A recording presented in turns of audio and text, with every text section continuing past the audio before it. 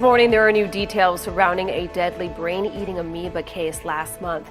That death even prompted a warning from the Florida Department of Health, telling 200,000 Charlotte County residents to avoid washing their face with tap water. The family of Scott Schmitz has confirmed that the 41-year-old died from a brain-eating amoeba infection after using tap water during sinus rinses. A brain-eating amoeba must live in water that's 75 to 80 degrees. So a big question is, how common is it for Naegleria fowleri to find its way into home tap water?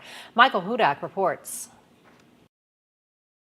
It is equally as heartbreaking as it is hard to believe. Have you ever heard of something like this happening? I have not heard of that. And if you look at the records from CDC, there's almost no cases. Almost no cases of a brain-eating amoeba surviving passage through a water treatment facility into a home's tap water, then infecting and killing someone. How did it survive chlorination? And the question is, was that tap connected to some kind of chlorination system? The family of Scott Schmitz told me the Florida Department of Health confirmed the cause of death. They said he used a neti pot to rinse his sinuses and not long after got sick. Thinking about how many people use tap water every day, day in and day out, it's just extremely, phenomenally rare. The story becomes more unreal and more unnerving with this. The Florida Department of Health found the brain-eating amoeba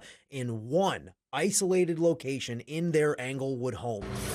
The faucet in their kitchen sink. You have to look also at their source of water and where did that contamination really come from? A devastating question with a fatal answer. And yet the killer amoeba survived inside of this one location in their house. How long can a brain-eating amoeba stay alive and, for lack of a better term, potent on a faucet like that? Good question. I don't think we know the answer to that.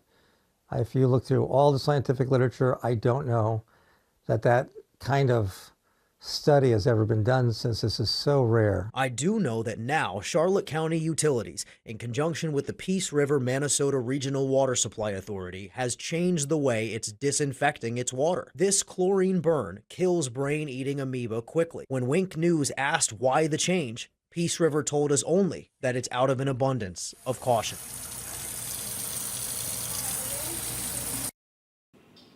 That was Michael Hudak reporting.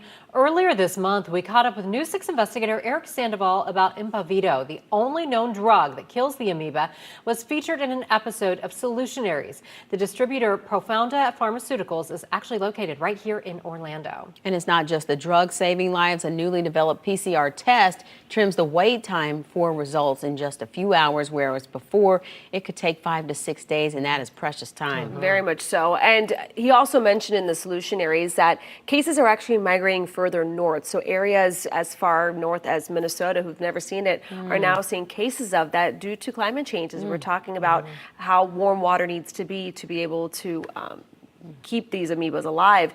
And Eric stressed that if more hospitals knew about Impavido, that it could save more lives. So it's one of those things that you want to share. You see that story on whether it's our YouTube channel or on clickorlando.com. It's one of those things you want to share, because you never know. I mean, if it's in tap water or if it's in lakes, summer's approaching, temperatures are warm, kids are outside, families are outside, dogs. I mean, it's just one of those things that you just have to pay extra attention to and make sure that you have all the information to be able to protect yourself and be that advocate in case the worst happens. Eric's story, absolutely fascinating, and you can see the entire Solutionaries report on our YouTube channel. Yeah, it's a great one.